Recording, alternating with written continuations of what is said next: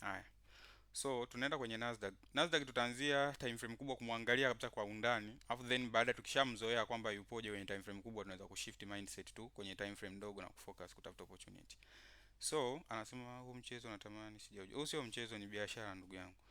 Haya. So tukienda kwenye time frame ya mwaka mzima, si ndio? Nasdaq tunamwona yuko kwenye structure ambayo ni uptrend, si ndio? Na move tuliopo kwenye huu mwaka ni impassive, kwa sababu tangia Nasdaq ianze kupush price kwenda juu, maana yake alitengeneza pullback moja ambayo kidogo ilikuwa ni pullback kubwa, and then tukaona yupo kwenye impassive move ambayo ni strong. Kwa hiyo Nasdaq yupo kwenye uptrend na tupo kwenye impassive move kwenye 1 year time frame. Tukienda kwenye 6 months, lengo la kwenda kwenye 6 months maana yake ni kwamba tunaangalia undani wa structure ya mwaka mzima, kwamba ndani ya structure ya mwaka mzima tunapata nini, kwa sababu mwaka mmoja unabeba candlestick mbili za miezi sita, si ndio? So tukifika kwenye hii time frame ya miezi sita, si ndio? Tunachokiona ni kwamba soko kwa sasa limeshafanya pullback kama mnavyoona kwenye Nasdaq, si ndio? Soko lishafanya pullback hapa, and then tupo kwenye impassive move, si ndio? Na kuna information kidogo cha pullback ambacho kinaendelea kufanyika huko juu, si ndio? Tunaenda tena na shift, yani mdogo mdogo tunapunguza taarifa tu. Structures zina share the same, ni uptrend, but tunatakiwa tuangalie time frame coordination zinatupa information ipi. Pia tukienda kwenye 3 months, soko lipo kwenye uptrend, lishafanya pullback kadhaa, si ndio? Na sasa linaenda kufanya pullback nyingine. Hii ilikuwa ni last high ambayo soko lishaivunja na linaenda kutarget kutengeneza another high, si ndio? Baada ya kufanya pullback. So tukienda kwenye monthly time frame, tunachokiona ni nini? Kwenye monthly time frame same, ishafanya pullback hadi kwenye haya mazingira, na sasa hivi kinachohitajika na Nasdaq ni almost kufanya pullback, ndio ambacho tunakiona kwenye Nasdaq. Je, tukienda kwenye weekly time frame ni nini ambacho tutaenda kufocus nacho, si ndio? Hicho ndio kitu ambacho tunatakiwa tujiulize. Weekly tunaona soko limetupa eco highs, tupo sawa? Soko limetupa eco highs. Nikiongelea eco highs ambazo soko limetupa, of course ni uptrend, but tuna eco highs hizi, sawa? Eco high na almost soko lipo katikati ya hii move, si ndio? Lipo katikati hapa, sawa? Sehemu ambayo huwezi kusema either to sell au to buy, sawa? Lishatoka kwenye position ambayo almost tunge focus na kubuy. Sasa hapa katikati tunaenda kutake move namna gani, si ndio? Kwa sababu huku juu hizi ni eco highs ambazo soko lilishinda ku break likarudi kufanya pullback, na hii ni impassive move, lengo lake ni kureach kwenye hii position hapa juu, sawa? Na ukiangalia time frame zote zina support move ya kupush price juu kuliko kurudisha price chini, kwa sababu soko lipo kwenye uptrend, si ndio? Kwenye time frame zote, si ndio? According to structure. Lakini hapa soko lishatengeneza eco highs likarudi kufanya pullback, so hii ni move ambayo almost first target ni kwenda kwenye hizi eco highs. Ngoja tuende kwenye daily tuone kipi ambacho nakipata.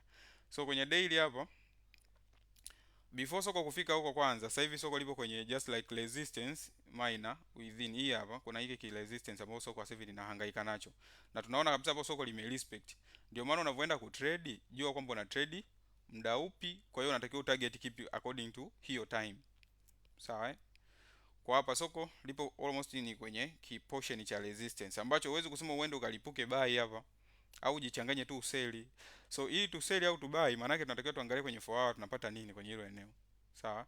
Kwenye 4 hour tukiangalia vizuri, ni eneo ambalo mara ya kwanza lirudisha price chini aggressive, na hii move ilikuwa ni kupush price kwenda juu. Lakini pia at the same time soko lilipofika kwenye hii level, tunaona kabisa kuna dalili ya kuanza kufocus na kuangalia selling opportunity kwa muda mfupi before kubuy. Tukienda kwenye 1 hour time frame kwenye hilo eneo, tunaona kwamba soko tayari lilikupa eco highs hapa kwenye hii move ambayo ilikuwa ni kama ni impassive kwenye daily, si ndio? Kupush price kwenda juu hapa kwenye hii level hapa. Lakini tunaona kwenye 1 hour hapa soko lishakupa eco highs na limebreak high low.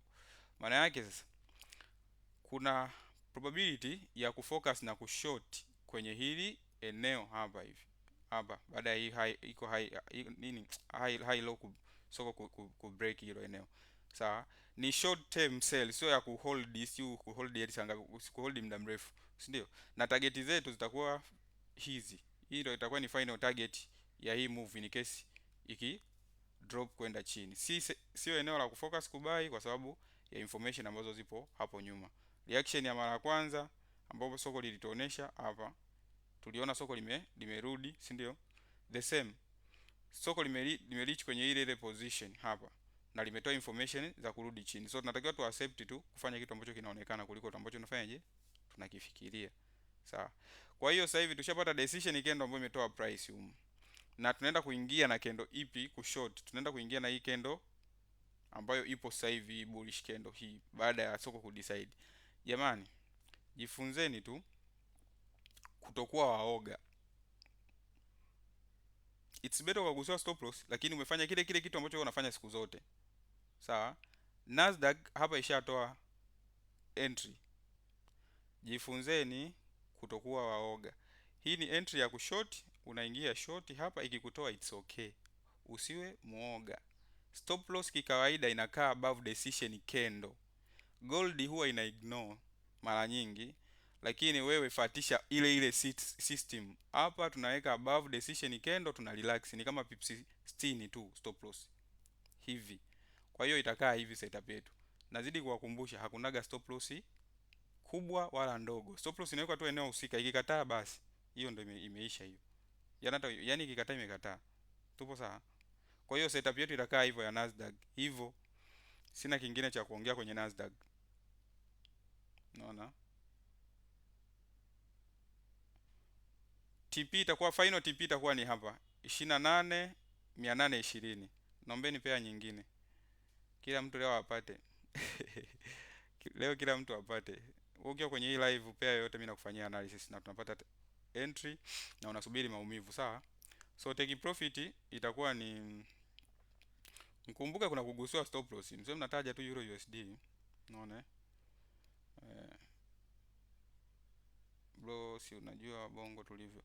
Yeah, ndio maana kila siku na stream na nyinyi. Na msisahau pia kujoin